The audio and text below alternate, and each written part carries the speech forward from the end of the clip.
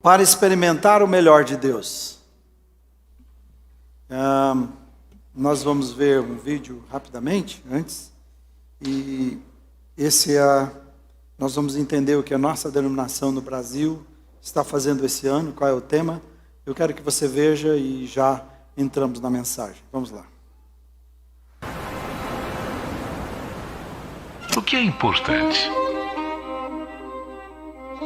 O corpo perfeito? A imagem perfeita? O dinheiro na conta? Os likes, os views, as impressões, os títulos, conquistas, troféus e medalhas? O poder? O que ocupa muito do seu tempo, povoa seus pensamentos e consome seus talentos e recursos. Isso é importante para você, mas quanto disso durará eternamente? Você foi criado com um propósito eterno. E mesmo todas essas coisas sendo muito legais, nada será tão bom quanto vivê-las. Viva pelo que importa. Tudo pelo reino. Aleluia. Esse é o tema desse ano, tudo pelo reino. E por isso eu começo hoje falando o que vou falar. E o texto é de Mateus 6,33, da denominação para esse tema, que é: buscai, pois, em primeiro lugar o reino e a sua justiça, e todas essas coisas serão acrescentadas. O que a nossa denominação deseja para você, para cada um de nós, é que cada pessoa da igreja entenda que em Deus está toda a sabedoria e os recursos que nós precisamos para a vida que nós necessitamos, para a vida que nós, de vitória, a vida que você sonha, está em buscar a Deus, em conhecer a sabedoria de Deus. Por isso, aquele que colocar Deus como essencial da sua vida, nesse ano vai experimentar, eu tenho falado para você, experimentar o melhor de Deus. Eu tenho uma frase que eu queria desafiar para você, para o seu coração, para você escrevê-la no seu coração. Você já tem ouvido e eu vou repeti-la. Quando eu penso nesse texto, eu penso exatamente dessa forma: busque a Deus e você terá Deus e todas as coisas que você necessita. Busque as coisas e você vai perder os dois. É muito sério. Você entendeu? Se você buscar a Deus, ele diz, o texto está dizendo isso, você vai ter a Deus e as coisas que você necessita. Ele diz, eu vou acrescentar. Você não precisa buscar, Deus acrescenta. Mas se você buscar as coisas e esquecer-se então de Deus, você vai perder a Deus e as coisas que você tanto quer. Jesus entrou na nossa vida para nos ensinar a viver com sabedoria. Essa é a palavra de Deus. A palavra de Deus é sabedoria. E eu queria só lembrar você do último sermão. Eu louvo a Deus de pessoas que me ligaram. Nós sentamos para conversar sobre o último sermão. Isso para mim é muito importante. Sobre decisões que tomaram. E o último sermão falava como é viver de forma insensata. E eu estava falando do negativo para chamar a atenção para aquilo que é positivo. Viver insensato é viver descuidado. É não cuidar da vida. É fazermos mau uso do tempo e das oportunidades. É não compreendermos o plano de Deus. É embriagar-nos com a vida. Nos envolvemos de tal forma que a vida vai tomar conta e você vai ser um escravo da vida. Eu não quero viver assim, eu sei que você não quer viver assim. Nós queremos viver com sabedoria e queremos a bênção de Deus. Eu quero a bênção de Deus em tudo que eu for fazer. Você precisa da bênção em tudo que for fazer. Então, por isso, nós vamos começar assim, pensando dessa forma. Começar buscando a Deus. Nós começamos com ceia. E o nosso primeiro passo, a Juliana até disse, vai ter um desafio para você. Nosso primeiro passo nesse primeiro ano, o primeiro culto do ano de 2022 será de testarmos. Ouça isso. A palavra experimentar fala de testar a vontade de Deus na sua vida. Eu acho que tem muita gente que não tem experimentado, não tem testado. A gente faz testes de muitas coisas, tá? A gente experimenta muitas coisas, né? Ainda mais hoje que tem tanta gente falando, coaching, tentando dar orientações, falando o que é sabedoria, e está todo mundo correndo atrás dessas pessoas, e ele fala, não, eu já testei, já foi provado, então faça isso e vai dar certo na sua vida. E Deus já está dizendo isso antes da fundação do mundo. Com esse texto que vamos ler, veja, diz assim, Romanos 12, 1 e 2. Você pode ler comigo. Se você tem a sua Bíblia, abre aí, seja em tablet, seja em celular, ou a Bíblia, ou na sua casa, onde você estiver, diz assim: rogo-vos, pois, irmãos, pelas misericórdias de Deus, que apresenteis o vosso corpo por sacrifício vivo, santo e agradável a Deus, que é o vosso culto racional, e não vos conformeis com este século, mas transformai-vos pela renovação da vossa mente. E ele diz aqui: para que experimenteis qual seja a boa, agradável e perfeita vontade de Deus. Eu, antes de ir para o sermão aqui mais à frente, eu quero lembrar você de uma verdade. O projeto que Deus tem para a sua vida, e você precisa crer nisso, isso não é palavra de efeito, isso não é alguém querendo mexer com as suas emoções, mas eu sei que vai mexer, precisa mexer, mas assim, o que Deus tem para a sua vida é grandioso. Amém, irmãos? O que me chama a atenção é que nós temos medo de pensar em coisas grandes. Eu conheço uma empresa que ela decidiu o seguinte: como é que eu vou fazer para divulgar e fazer a gente conhecido, para a gente ter os clientes que a gente gostaria de ter? E eles trabalharam, eles já tinham vários anos de trabalho, fizeram todo tipo de coisa e decidiram o seguinte: sabe o que vamos fazer? Existem prêmios internacionais. Então eu vou fazer o seguinte: nós vamos trabalhar de tal forma que a gente consiga esses prêmios internacionais, aí a gente não precisa nem fazer divulgação da gente. E a gente vai poder escolher as pessoas que a gente vai trabalhar. E é a realidade dessa empresa hoje. Atendendo dessa forma. Já não atende mais, atende fora do Brasil. E atende porque decidiu que podia ir além, podia pensar grande sobre aquilo que Deus deu nas suas mãos. Então eu vejo assim, e não é uma, não vários. Eu tenho conversado com pessoas nessa semana dizendo assim: nós somos um grupo agora. Deus está nos dando coisas, fazendo coisas na nossa vida. Eu só estou dizendo para você o seguinte: se homens empresários creem e dizem assim: nossa, eu não acreditava quando eu pensei nisso, que podia chegar a esse ponto. Mas por que eu estou afirmando isso para você, que você pode pensar grande ainda, você vai ainda ficar decepcionado com você? Porque Deus diz assim: quando você pensar grande demais para a sua vida, e para o seu projeto, e aquilo que você deseja, Ele diz assim: eu sou um Deus todo-poderoso que posso fazer, e vou fazer infinitamente mais do que você pede ou pensa. Por que muitas vezes nós vamos para Deus pensando que Deus está com aquelas coisas, as suas bênçãos e os seus projetos para a nossa vida? Não vai dar para te atender, não. Puxa vida, você está pedindo muito, o nosso estoque é baixo, é pequeno, não vai dar para te atender. Ou que a gente tem à disposição. Não, Deus está dizendo assim: eu coloquei tudo à sua disposição. E quando eu estou falando disso, irmãos, eu estou falando de todas as áreas da sua vida. Não estou aqui fazendo uma apologia e defendendo a questão de você, então o pastor está dizendo, você pode crescer em todas as áreas. E eu quero focar muito na sua área espiritual, porque quando eu falo assim, os planos que você vai ter, lembre de colocar Deus como essencial na sua vida, como uma coisa mais importante. Então todos esses projetos seus vão acontecer de uma forma que você não imagina. Então eu quero dizer para você o seguinte: quando nós oramos na semana, acho que foi semana passada, creio, ou na penúltima semana, quando nós oramos, dizendo assim: aqui estão os desafios, as dificuldades e as vitórias de 2021, mas aqui, Senhor, estão os projetos de 2022, eu queria que você cresce nisso. Deus está dizendo assim: os seus projetos jamais serão grandes o suficiente para mim. Você está entendendo isso? Eu acho que você está assustado ouvindo isso, porque não está, não? Ele diz: eu posso fazer e vou fazer infinitamente mais do que você está pedindo ou pensando. Eu pensei que eu tinha pensado muito, eu pensei que eu tinha pedido muito, e Deus diz: eu vou extrapolar tudo isso, se você for obediente, se você buscar o meu reino em primeiro lugar. Amém, irmãos? O que é esse maior de Deus que eu queria ver com você, baseado no texto que eu li com vocês hoje?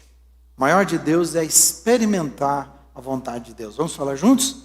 Experimentar a vontade de Deus. O texto que nós lemos está dizendo assim, que a vontade de Deus é boa, é agradável e ela é perfeita. Uma coisa boa está dizendo que é uma coisa útil. Está dizendo que é uma coisa saudável. É uma coisa excelente para a sua vida. Isso é uma coisa boa. Uma coisa agradável está dizendo que é apropriada, que te faz bem. Essa é a ideia.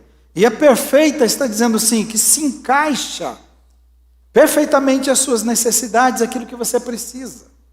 Nenhuma, ouça isso aqui, nenhuma vontade pode chegar a essa qualidade que Deus oferece para você e para mim, que Ele está dizendo aqui na sua palavra, nesse tempo que estamos na presença dEle. Não há nada. Não tem sabedoria humana, não tem projeto humano, não tem filosofia, não importa quem seja, ninguém pode oferecer a você essa experiência que Deus está dizendo. Se você experimentar a minha vontade na sua vida, ela é boa, ela é agradável, ela é perfeita, ela é suficiente. Você e eu sabemos quantas coisas do mundo se tornam inúteis, né? Constantemente. Começa pelo seu celular que está aí, que já não é nem celular, e na verdade nem usamos para isso, né? É um smartphone que é inúmeras coisas você faz através dele. Você está sempre ouvindo que ele já se tornou obsoleto. Não é assim? A sabedoria, tudo que o homem investiu, você ouve, por exemplo, sobre um Steve Jobs, que é um cara mais inteligente, ninguém conseguiu, pelo que eu entendo, eu não consegui perceber que alguém tenha feito dirigido uma empresa e os seus negócios como ele fez. Faleceu de câncer.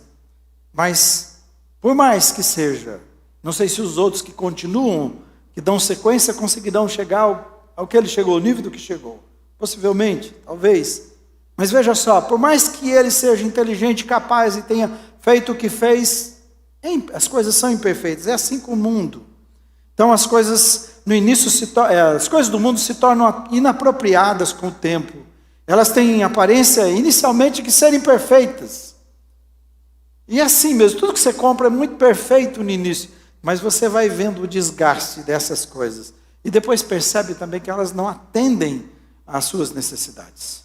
Por quê? Você está num mundo imperfeito, num mundo traiçoeiro, num mundo que Deus disse que ele seria assim. É um mundo de coisas passageiras, de coisas que se desgastam, é assim. Mas ele diz, a vontade de Deus é perfeita. A vontade de Deus, para você e para mim, é nós sermos restaurados à imagem. Se você entendesse o que significa isto, significa que essa é a sua identidade. As pessoas, quem sou eu? De onde eu vim? Para onde eu vou? Essa é a pergunta a vida inteira que filósofos tentam responder. Eu e você temos a resposta. Eu sei quem eu sou feito à imagem de Deus, imagem e semelhança, e quando ele diz que eu sou feito à imagem e semelhança, ele está dizendo que ele deseja que eu viva tudo que ele tem para mim, como Deus. Jesus é isso agora, é um homem glorificado, ele é Deus e homem. Ele está dizendo que é isso que você e eu seremos o dia que Jesus voltar e que nos levar para o reino que ele tem. É isso que ele planejou. Você vai ser Deus também, nesse sentido, terá tudo o que Jesus tem. Jesus é a imagem perfeita de Deus e você será a imagem de Jesus. Veja o que será. Então, a vontade de Deus é isso, que a imagem que nós perdemos seja restaurada, que nós vivamos uma vida abundante que Jesus conquistou. Eu não tenho dúvida que você vai ter situações das mais difíceis. Eu estou passando, até uma irmã estava perguntando, quem estava cuidando de quem, né? Minha mulher lá com dores, com seu tratamento, e eu também. Depois de terminar o tratamento da bactéria, ainda continuei. Volto amanhã. Então, assim é o mundo. A gente não está esperando, ele prega, ele serve a Deus, então ele está numa bolha. Não estou. Se eu não brincar, eu pego Covid. Se eu não tomar cuidado, se eu não tomar cuidado, e aí eu digo para vocês, tomem cuidado com as máscaras, continuem usando, né? Não brinquem com isso. Vou pegar Covid, quantos pastores morreram disso? Ninguém está isento. Essa é a vida. Mas o que é maravilhoso para mim é que Jesus está nos ensinando, ele conquistou, ele disse assim, eu vou te dar a vida. Isso para mim já é maravilhoso. Quantas pessoas lutam pela vida?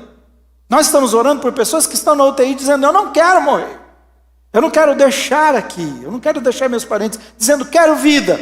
Então Jesus disse, eu dou a vida. Aleluia por isso. Você está aqui agora, me assistindo, participando aqui, seja aqui ou online. Você tem vida, então louve a Jesus, tenho vida. Só que Jesus diz assim: eu não vou te dar vida somente. Eu vou pegar nessa vida e colocar uma qualidade, que é a qualidade de Deus. Quando a gente conhece a vontade de Deus, qualidade de Deus em que você vai ter vida com abundância. Ô irmão, irmã, creia nisto. Você não precisa entender tudo que vai acontecer esse ano. Mas só, por favor, não esqueça de saber e de viver isso, contando que Deus está no controle da sua agenda todos os dias. Se Deus estiver com você, você não precisa se preocupar com mais nada. Ele está dizendo: sou eu a vida abundante que você precisa. As dificuldades que virão, as coisas que você não sabe o que fazer, Ele já sabe o que fazer. As coisas que você não imagina que acontecerão, Ele já sabe antes do seu nascimento que acontecerão. E você precisa crer nisto. Ele diz assim: eu tenho vida abundante para você. Uma vida que você pode extrair o melhor de Deus para você, no seu casamento, nos seus negócios, na sua vida profissional, na sua família, na sua saúde. Eu louvo a Deus. Eu digo o tempo todo: se chegou meu tempo, meus irmãos, eu vou louvar a Deus, obrigado. Eu só quero ter certeza que a minha vida vai ser significativa para as pessoas, que ela deixou marcas, que houve um legado. Eu espero isto, que você viva assim também cada dia, porque a gente não precisa ter medo. Quando você perde o medo da morte, então você não tem medo de mais nada, porque nós sabemos que o cristão não morre. Podemos viver essa vida abundante todos os dias. O plano de Deus é que você teste a vontade dEle, que você experimente. Tem muita gente dizendo: eu vou seguir tal guru, que ele está falando assim, o negócio está funcionando, eu vou seguir aquele. Deus está dizendo assim: antes da fundação do mundo, são meus princípios, meus valores, experimente. Lembre disso. Você vai ter tantas propostas esse ano, que vão ser propostas muito atraentes para a sua vida. Eu não tenho dúvida disso. E algumas propostas boas, está enroscando, né? Algumas propostas boas que vão tentar tirar você daquilo que é excelente. Então cuide disso. Não são as ruins o problema, são as boas, que vão chegar e tirar você das coisas que são excelentes. Só Deus vai mostrar. Então não se engane. Jesus, antes de começar o seu ministério, ele passou 40 dias e 40 noites de jejum, que é uma das coisas que eu vou propor a vocês ao final. E ao final dos 40 dias e 40 noites de jejum, de verdade que eu pensava que Satanás veio no meio. Eu não tinha prestado atenção, não hoje, mas estou falando na minha mente. Quando eu estudava, eu pensava assim, tinha na mente: ele entrou, Satanás entrou lá no meio daquilo tudo e tentou atrapalhar. Não, é pior. Pensa bem que você está depois de 40 dias e 40 noites sem comer, e alguém te oferece um banquete. Por que você não faz assim? Aproveita, filho, né? Qualquer coisa, qualquer cheiro de comida você está pegando no ar, né? Você fica um dia sem comer. Você sabe contar a história quando você faz o jejum de um dia, que desespero que é, né? Talvez se você fez jejum de meio-dia, você já não vê a hora que você vai comer alguma coisa. Eu acho que o problema que não está acostumado com o jejum é assim, né? Então fez o jejum, então não vê a hora de terminar, e aí come pelos 3 dias, pelo um dia, pelo tempo que ficou, pela meia hora. É sério. Então imagina a fome que Jesus estava. Coloque-se no lugar de Jesus depois de 40 dias. E Satanás faz 3 propostas indecentes para Jesus, né? E se Jesus tivesse atendido, ele teria colocado tudo a perder, como aconteceu no Jardim do Éden, que foi também um teste para Adão e Eva. Mas eles se entregaram a Jesus, não. As propostas que Satanás faz tinham aparências de boas. Satanás, em outras palavras, está dizendo assim: eu tenho um jeito de que, se você fazer, ele vai te dar uma adrenalina aí em você que você nem imagina, né? Também não vai te exigir, eu estou pensando nas 3 coisas, não vai te exigir nada, nenhum esforço, o que eu estou te oferecendo, para aquilo que você veio aqui. E mais assim, e mais ainda, imediatamente você já vai ter aqui e agora, o que você veio fazer. Essas são as propostas de Satanás. Jesus só teria que fazer o seguinte: ele dá vazão à vontade pessoal, atender o que ele queria, as coisas que ele precisava, e atender à vontade de Satanás, fazer aquilo que ele estava sugerindo. A resposta de Jesus a cada uma das propostas levar em consideração o quê? Pode ler lá e você vai ver, em Mateus 4. Toda a resposta de Jesus está voltada para a pessoa de Deus. Deus é o seu compromisso. A vontade de Deus é que permeia toda a sua vida e o seu pensamento. Então, e ele anula o efeito daquilo que Satanás estava fazendo com a vontade de Deus. A vontade de Deus, se você olhar para Jesus, era muito difícil. E Satanás está dizendo, eu vou te dar algo que vai te dar uma adrenalina, não tem dificuldade não. Isso é legal, né? Jesus ia ter que passar pelo sofrimento, passar pela cruz. A vontade de Deus não oferecia resultados imediatos, não. E Jesus sabia qual era o caminho que ele ia pegar. Ele sabia que ia passar por situações, ele já conhecia tudo o que ia passar.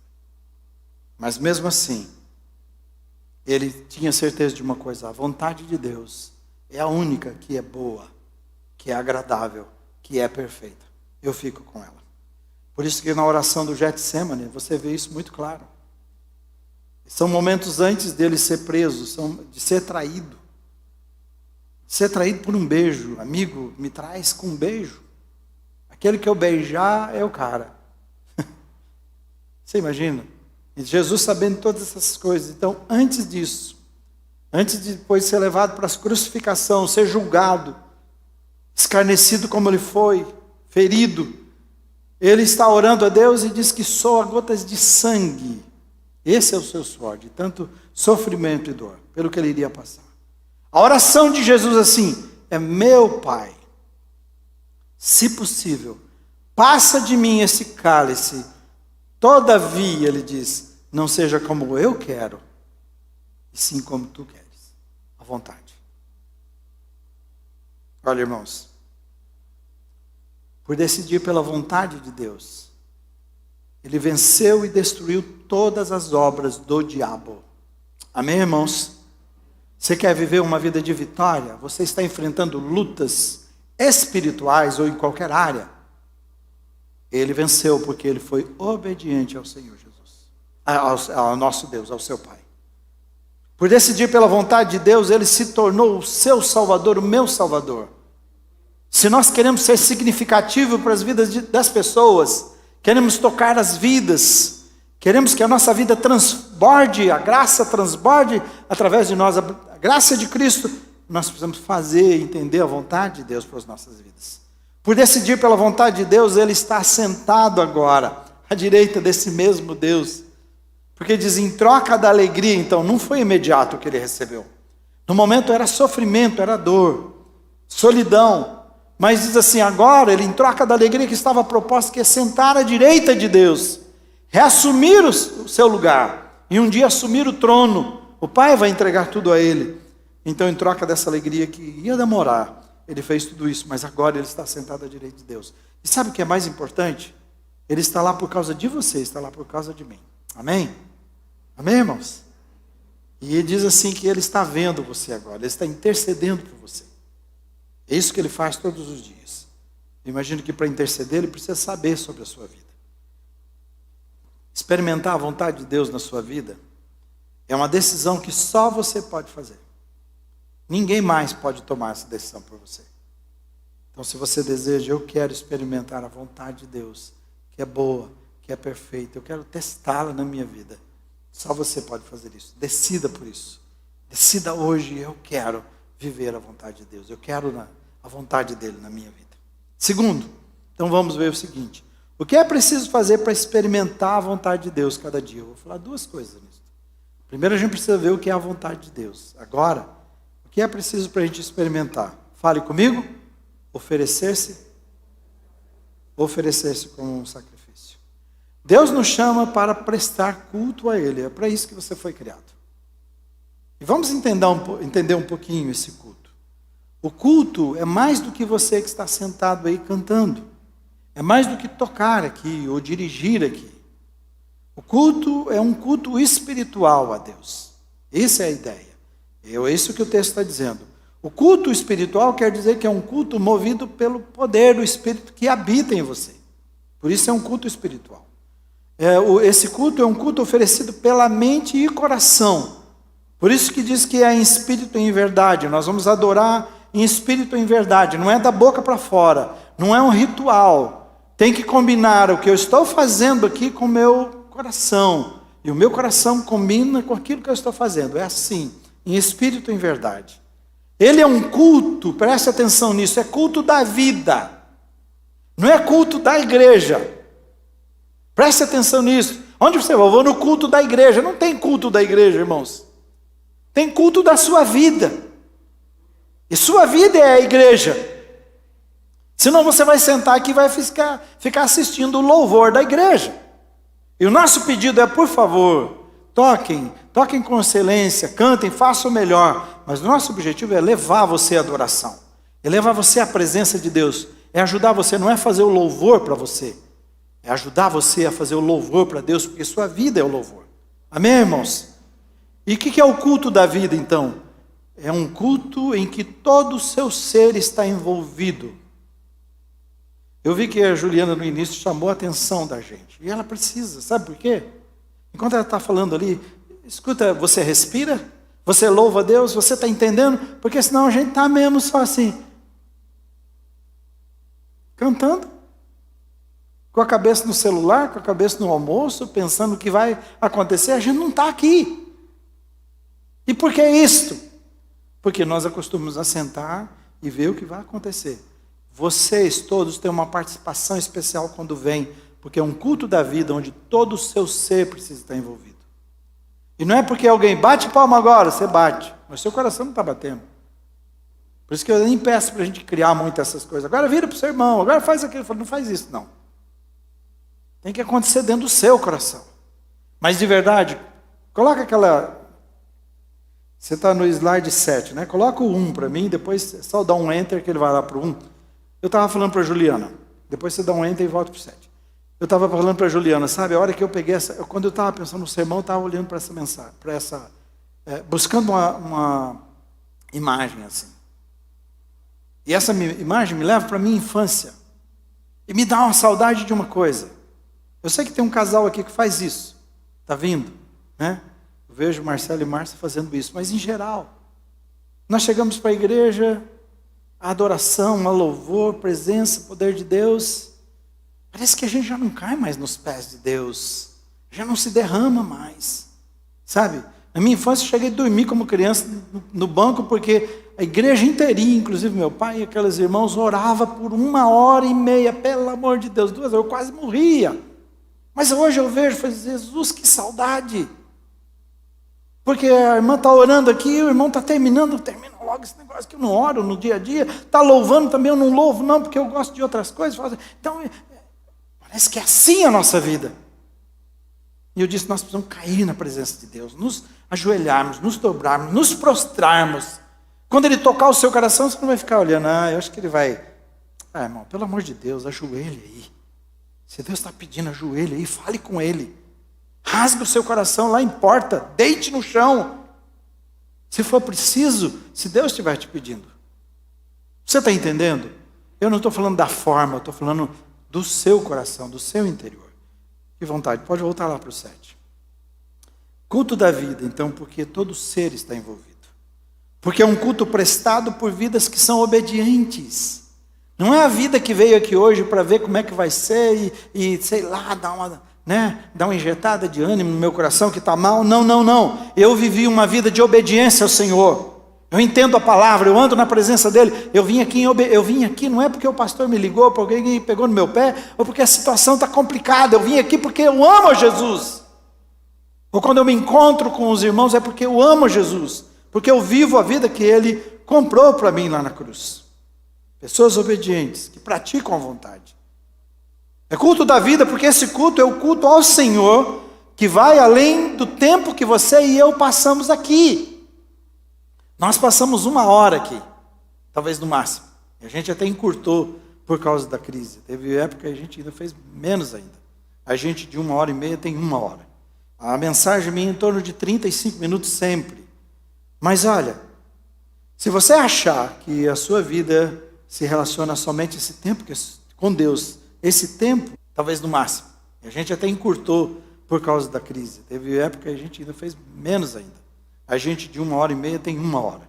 A mensagem minha é em torno de 35 minutos sempre.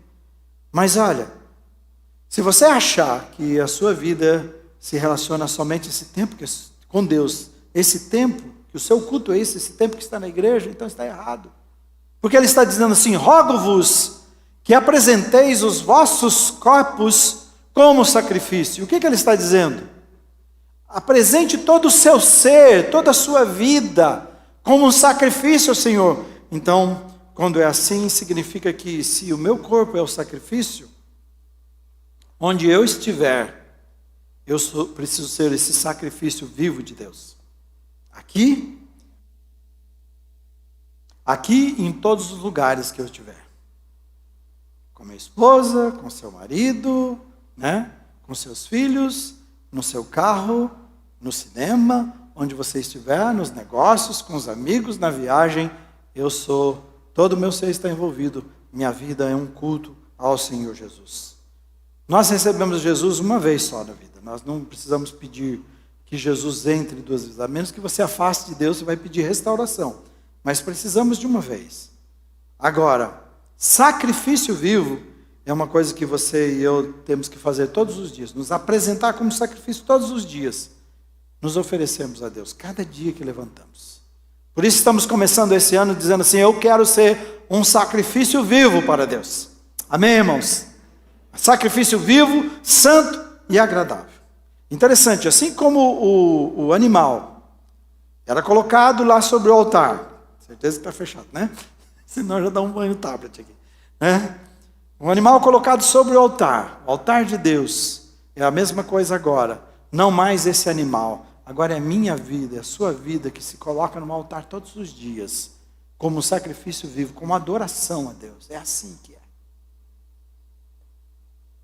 Contam do índio que quando ele foi oferecer, ele não tinha nada.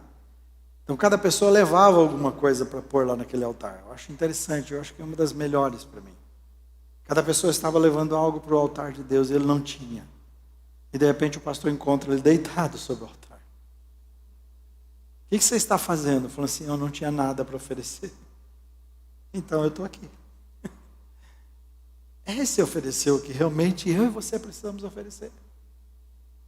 Antes de oferecer o nosso louvor, o nosso dízimo, qualquer coisa que nós oferecemos, nosso ministério, nosso trabalho, é a nossa vida que tem que estar lá no altar. E depois o restante é o restante, quando a nossa vida está. Entenda essa verdade. Nossa tendência será de fugir de ser um sacrifício. A nossa mente, o nosso cérebro vai trabalhar por coisas rápidas, fáceis e com respostas imediatas. Diz que é assim que nós somos. Então a nossa carnalidade vai fazer de tudo. Por isso você vai falar: acho que hoje eu não vou levantar, não, vou dormir um pouquinho mais. Ler a Bíblia, estou meio cansado, né? Ajudar aquele irmão, eu acho que eu tenho mais coisas para fazer e pagar, não vou ajudar não, sabe? É assim. É assim que é a vida. Nossa carnalidade vai querer isso. Isso é a vontade da carne. Vai querer atender você, a sua carne vai querer atender as paixões dela, não as paixões de Deus. Por isso que a Bíblia diz que há uma luta entre espírito e carne dentro de você. Todos os dias. A carne querendo fazer a sua vontade e o espírito fazendo a sua vontade. São opostos entre si. Cabe a você responder quem é que vai vencer. E quanta gente a carne tem vencido. O mundo vai fazer de tudo para que você nunca pare no altar. Que você não seja esse sacrifício no altar. Satanás tentou fazer isso com Jesus. Ele tentou desviar Jesus do propósito. Ele fez isso com Adão e Eva. Achou que faria com Jesus. Deixa eu desviá-lo do seu propósito. Deixa eu impedir que ele seja esse sacrifício. Deixa eu entrar com uma coisa rápida aqui e legal para ele, dando tudo o que ele quer já imediatamente, sem custo nenhum, né? Que é mentira. Quando diz rogo-vos pelas misericórdias de Deus, está dizendo assim que você e eu vamos precisar contar com o amor, com a misericórdia infinita de Deus para a gente viver como um sacrifício vivo, santo e agradável para Ele todos os dias. Queria lembrar você mais uma vez, você foi criado para a glória de Deus. Amém? Então diga assim: eu fui criado para a glória de Deus. Você foi criado para ser a imagem de Deus. Diga: eu fui criado para ser a imagem de Deus. Você foi escolhido para ser tudo isso antes da fundação do mundo. Diga, eu fui escolhido antes da fundação do mundo. Você foi liberto por Jesus para ser sal, para ser luz, para ser testemunha, para brilhar a vida de Cristo onde você chegar. Para brilhar. Eu não sei como foi o seu Natal, o seu Ano Novo, mas eu não estou nem um pouco envergonhado do que eu fiz, do que eu falei, com quem eu estive no meu Ano Novo e meu Natal. Na verdade, eu estou feliz pelo que eu fiz. Você está? Entende? Amém, irmãos? Talvez seja mais difícil você dizer amém agora, porque você tem certas lembranças, né? Talvez nem todas as melhores. Mas eu não tenho dúvida que eu brilhei por Jesus, onde eu estive. Eu não tenho dúvida que eu não perdi nenhuma oportunidade que Deus me deu, onde eu estava, de honrar o nome dele. Então escolha se oferecer cada dia desse ano como um sacrifício. Fala, Senhor, eu quero ser um sacrifício vivo, santo e agradável ao Senhor. Diga isso, Pai, eu quero ser um sacrifício vivo, santo e agradável ao Senhor cada dia desse ano. Pode dizer isso para ele, diga. Amém, amém. Que assim seja a sua vida, que a sua vida seja uma oferta contínua, que seja um culto constante a Deus. Amém? O culto, quem faz? O culto é você. Quem faz é você. Por último, para experimentar a vontade de Deus cada dia desse ano também, é preciso fazer o quê? Mudar a forma de viver. Mudar a forma de viver.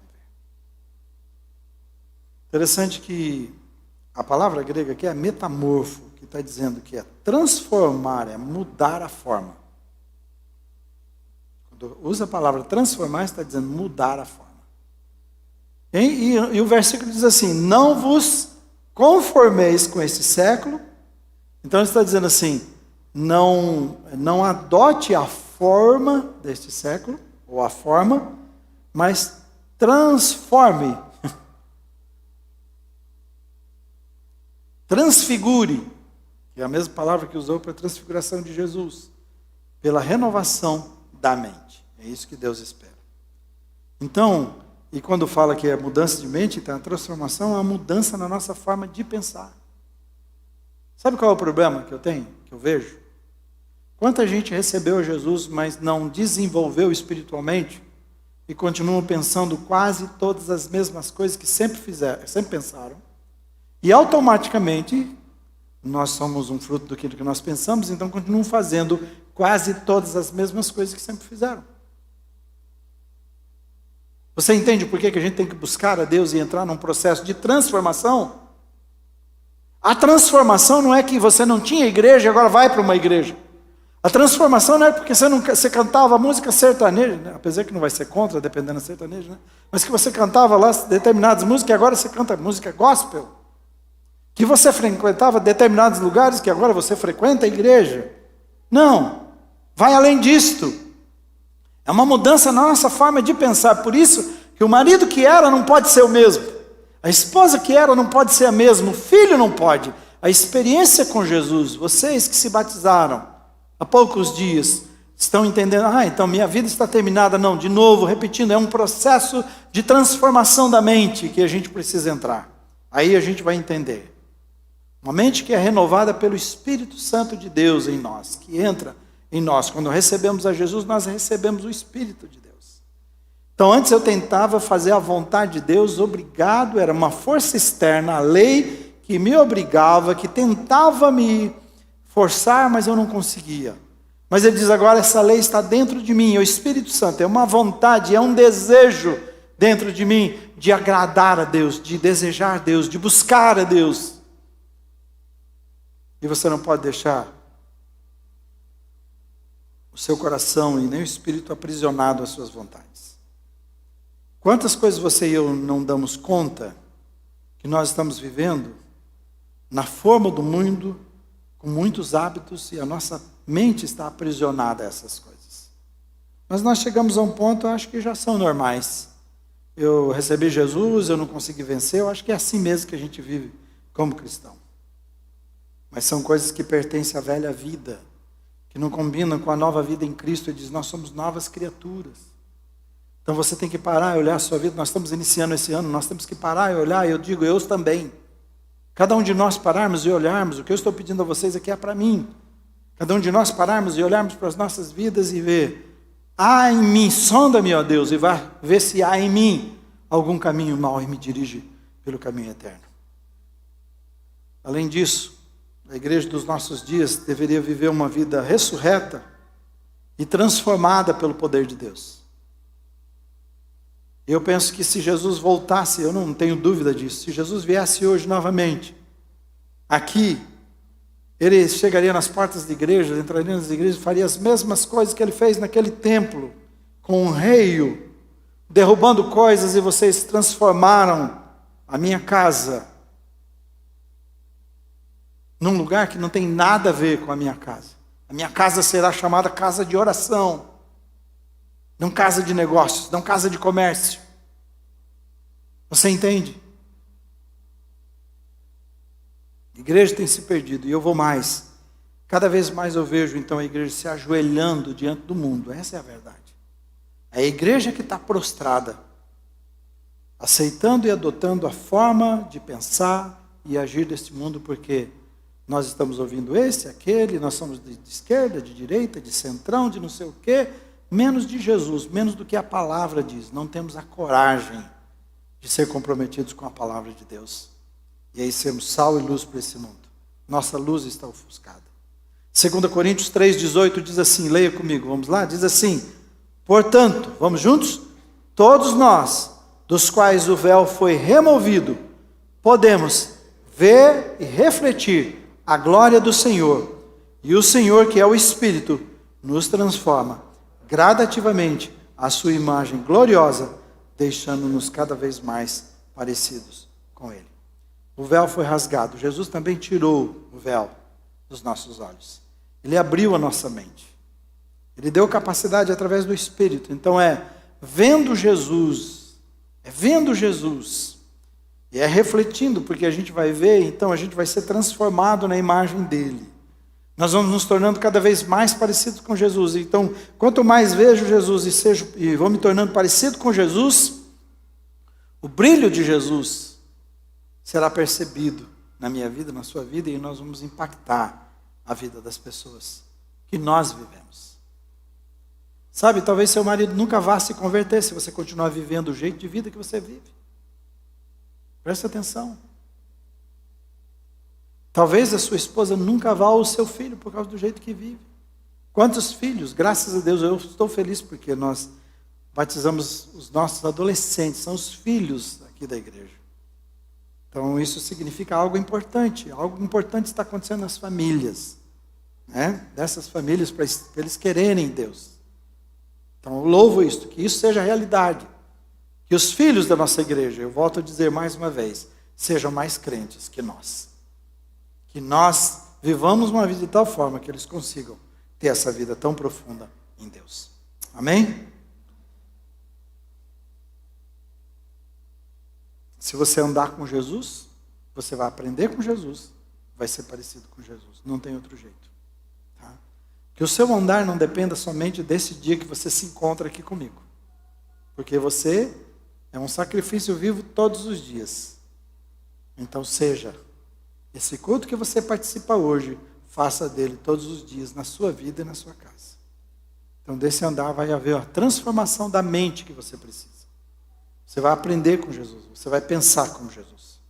Deixa eu encerrar dizendo o seguinte.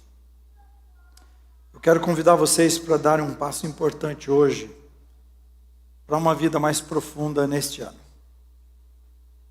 Especialistas, eu li bastante sobre isso, porque eu sempre soube que houve alguma coisa com 21 dias. São psiquiatras que fizeram estudos, e outros, psicólogos também, e que descobriram que com 21 dias, muitos comportamentos, uma grande maioria de comportamentos são alterados quando você aplica algo, uma mudança, e repete essa mudança por 21 dias. Interessante que foi isso que aconteceu com Daniel. Por 21 dias ele fez um jejum. e abriu mão de 3 coisas. Depois você pode ler lá, você vai ler comigo depois, e vai ver, não hoje, né? E vai ver que ele se tornou muito mais sábio, e era um tempo de buscar a Deus e de ter a bênção de Deus, por 21 dias. Não há nenhuma mágica, mas eu queria que você entendesse o seguinte, nisso há, né? Dizem que de 2 a 4 semanas, mas em mínimo diz que 21 dias. Tem coisas que vão demorar muito mais para mudar, um hábito para mudar, um novo para adquirir, mas em geral, o mínimo 21 dias um hábito é mudado. Então, nós teremos 21 dias, começando amanhã, até o último domingo desse mês, que é dia 30, tem 31 dias, mas de amanhã até o último domingo desse mês, dá exatamente 21 dias. E não pense que eu quis, alguém faz campanha. Não, eu estava orando a Deus, buscando de Deus o que fazer. Então, eu só estou sendo obediente a Ele, falando para vocês. Nós teremos 21 dias até lá, então eu quero propor que a gente jejue por 21 dias. Mas antes que você caia duro aí, e pense que eu vou colocar você no deserto para ficar 21 dias sem comer e beber, e você realmente vai abandonar a igreja definitivamente, então não vou, mesmo porque talvez você morra mesmo, então eu vou ter que enterrar você, então não vai dar. Né? Alguns vão mesmo, se ficar 21 dias. Mas deixa eu dizer o que é esse jejum. Esse jejum é o seguinte, antes a gente escolhia um dia da semana, e a gente tirava alguma coisa, geralmente relacionada à comida. Aqui vai ser diferente. Você vai orar a Deus e pedir que Ele mostre o que é que Ele quer que você sacrifique nesses 21 dias. Vou dar um exemplo. Talvez Ele diga assim, você vai ficar sem comer doce por 21 dias. Nem que Ele vai determinar para você. Você vai olhar e vai ver, tanto para a sua saúde física e espiritual, doce realmente é um problema. Então como demais, eu gosto, né? Quem que não gosta, né? Eu tenho um problema, acabei de almoçar, acende um sinalzinho, cadê o doce? Não sei se você é assim. Beleza, né? Me mandam escovar os dentes que eu vou ganhar mais, mas tudo bem, né? Porque aí vai perder isso, mas já é automático. E parece que se disser, eu imagino, se falar assim, não vai comer doce, aí piorou mesmo, né? Mas eu não quero te assustar. Mas você vai orar a Deus, talvez Ele vai dizer, ou você vai dizer, eu vou abrir mão do refrigerante, que eu tomo todos os dias. Você vai pegar algo que é um sacrifício de verdade. Ou carne, eu não vou comer carne por 21 dias, por exemplo. Ou você vai dizer, eu vou deixar de assistir televisão, você acompanha séries, não vai fazer. Ou você vai abrir mão do celular, mas não dá para abrir mão do celular por causa do trabalho. Então você vai dizer assim, possivelmente, vou ficar esses 21 dias sem acessar as redes sociais.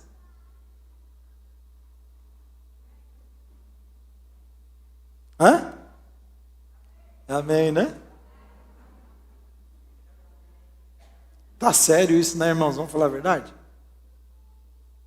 Vai para o banheiro com o celular. Dorme com a mão no celular. Levanta com o celular na mão. Vem para a igreja com o celular. Só tem 1 hora de culto e aí se o celular tocar, irmãos, ensaia. Eu já vi isso acontecer. Sai para atender o bendito celular. Jesus. Né? Não é sério?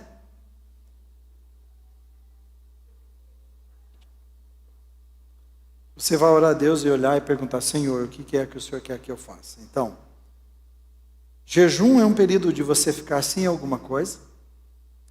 É um período de você aprender sobre você. Sabe uma coisa que talvez você vai aprender? Sou viciado nesse negócio e não sabia. Sou viciado em comer. Eu penso que não consigo ficar sem essa coisa. Meu Deus, você vai descobrir. Quem sabe? É tempo de você se conhecer. Jejum é um período de você demonstrar que a comida espiritual é mais importante do que a terrena. E jejum é um período de você aumentar a sua fome por Deus. Foi isso que Jesus fez. Jejum é um período para você ser transformado, você ser curado. Amém? Eu sei que eu passei bem mais do tempo hoje, sabe que eu não sou normal, não é isso não é normal, mas é o primeiro culto. Só isso, prometo a você que não será assim. Eu vou mandar, eu tenho os 21 dias que o João me ajudou, está pronto. Você vai receber, igual você recebe aí para preencher sobre o culto, você vai receber todos os dias, a menos que você diga, eu não quero, tudo bem. Você vai receber todos os dias o jejum, a orientação e o que você vai ler e a aplicação que você vai fazer cada dia, que é simples, você vai ver que é simples. Vamos fazer isso por 21 dias. Vamos nos consagrar ao Senhor. E eu quero dizer uma coisa para você. Se você começar e vencer isso, tenho certeza que você terá vitória em todas as outras coisas da sua vida nesse ano. Amém? Vamos fazer isso então? Vamos ficar em pé. Vou cortar aqui, porque estou com dó de vocês agora que eu já fui realmente... Quanto tempo? Meia hora a mais. Vamos demitir esse pastor aí. Vamos lá. Vamos lá? Você vai receber de mim todos os dias. Você vai orar ao Senhor e ler aquilo e orar ao Senhor e fazer o que está orientando lá. E depois, no final de 30 dias, nós vamos contar as bênçãos que Deus tem para a nossa vida. Pode ter certeza. Eu creio nisto. Amém? Antes dos 30 dias você vai me contar. Se você tiver dúvida, eu vou estar escrevendo com você, a gente vai estar conversando, tá bem? Feche os seus olhos. Pai, eu quero pedir que cada pessoa deseje experimentar a Tua vontade cada dia desse ano. Que cada um se apresente como um sacrifício vivo, santo e agradável ao Senhor. Que entenda que o culto é a sua vida. E que tome a decisão de fugir da forma deste mundo, mas de entrar na forma que o Senhor tem, na forma de viver, no projeto de vida, na maneira de pensar, na santidade do Senhor, e possam viver a vida maravilhosa e abundante que o Senhor tem para cada um de nós. Então, obrigado, Pai, por nesse tempo que separamos para Ti, pela Tua presença, pela Tua orientação, pela Tua graça, pelo Teu poder, que esse ano seja um ano de vida abundante para cada um desses irmãos, irmãs, amigos e amigas.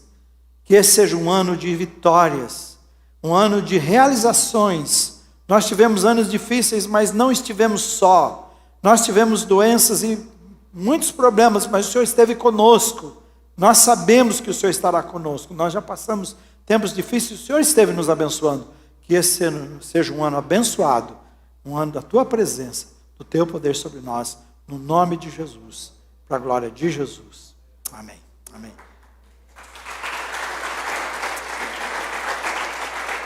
Amém.